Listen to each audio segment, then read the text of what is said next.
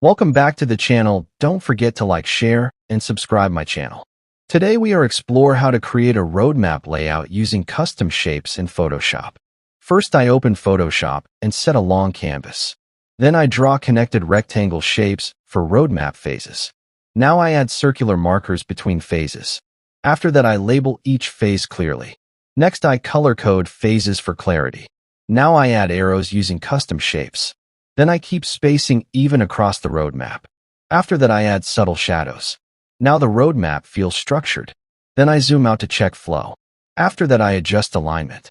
Now the journey is easy to follow. Finally, I refine typography balance. This roadmap now tells a clear plan.